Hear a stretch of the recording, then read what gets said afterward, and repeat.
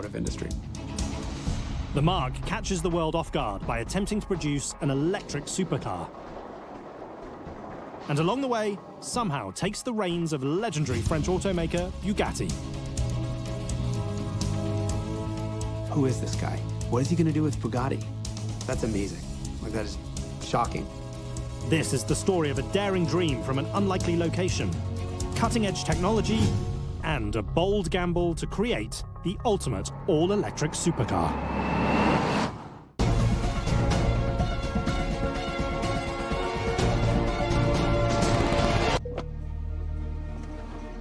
It launches from 0 to 100 in less than 2 seconds. Hits a top speed of 412 kph and is capable of running for over 500 kilometers on a single charge. The all-electric Rimac Navara.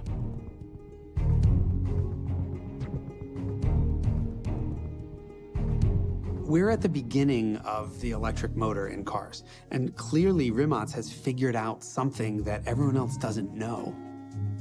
It's a vehicle defined by numbers that features 4 electric motors delivering motion independently to each wheel, which together produce 1,914 horsepower.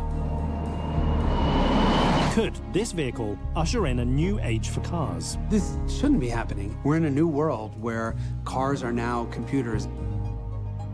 A new motoring world where competitors can emerge from unlikely places. For the vast majority of the history of the automobile, it's been impossible to become a new automaker. To build its very first serialized production car, Rimac will need to create an entire business from scratch, engineer a new type of high-performance vehicle, and hand-assemble it in a country with no previous car manufacturing experience. We are kind of like, jumping out of a plane without a parachute, and while you are falling, you are building the parachute.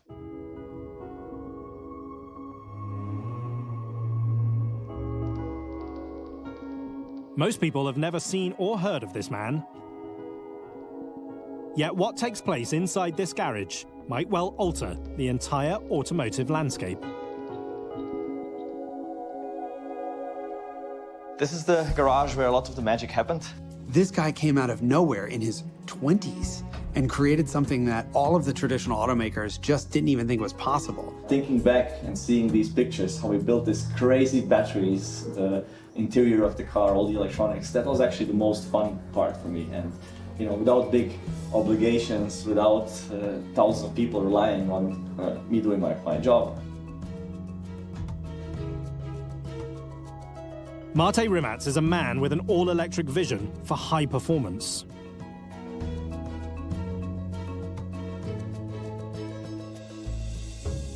When we were building the first cars here, I was really young and didn't know much about high voltage systems, and it was a very new field, and I got electrocuted many times.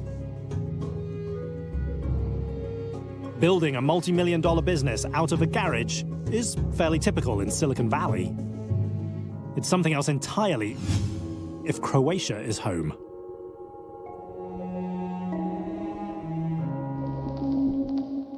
We are in the middle of nowhere when you look at the automotive world. In Croatia, the company started by a 20-year-old guy without any automotive experience. Mate Rimac's journey into the supercar space begins like a lot of wide-eyed technology dreamers. A passion project that helps usher in a revolution, an automotive revolution. And I always wanted to do something with cars. In high school, I was already building stuff myself. I wrote my first patents. I was the national champion for electronics. But then when I had an 18th birthday, I bought a 1984 BMW 3 Series because that was like the easiest way to start racing. Mate's youthful need for speed changes his destiny and perhaps Croatia's future. That was my first steps into racing. And I did that for like a couple of times, and then the combustion engine blew up. Without a functional engine, Mate is faced with a choice: rebuild or reimagine. I was thinking about making an electric car for quite some time. I was always fascinated by Nikola Tesla, who was also born in Croatia. Nikola Tesla is one of the fathers of modern electricity. In the late 19th century, he duels American Thomas Edison to define how humanity will harness electrons.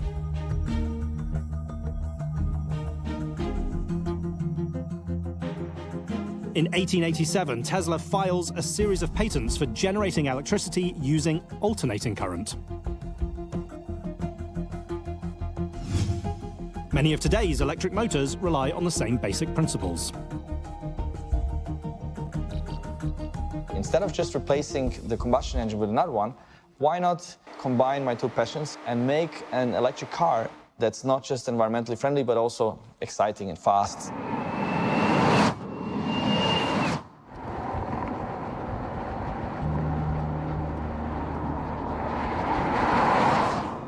Inspired to try something new, Mate starts tinkering.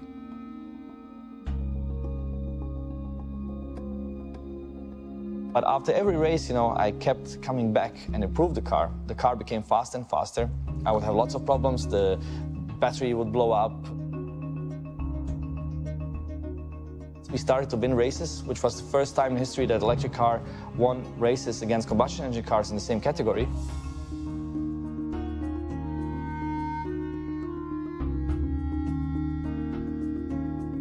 In 2009, while still at university, and with nothing to lose, Mate founds his namesake company.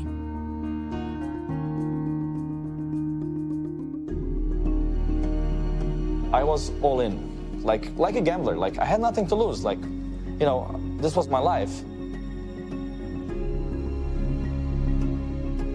Starting a brand new car company from scratch is hard. Trying to do it in a place with no automotive industry is daunting.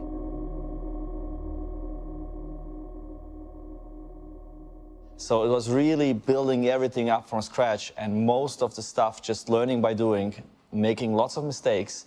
And I had no idea what I was doing at the beginning. I was just a guy in a garage. A guy in a garage who happens to have a dream to create an all-electric hypercar.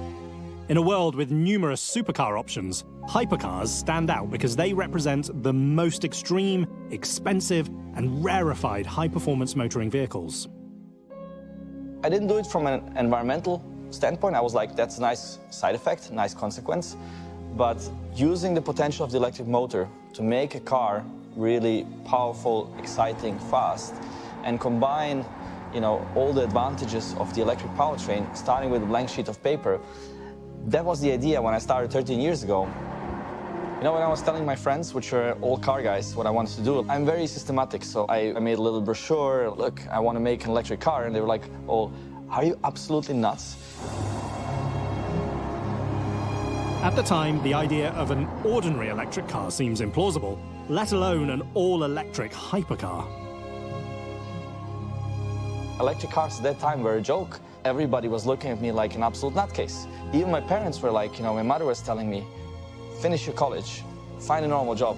What are you doing?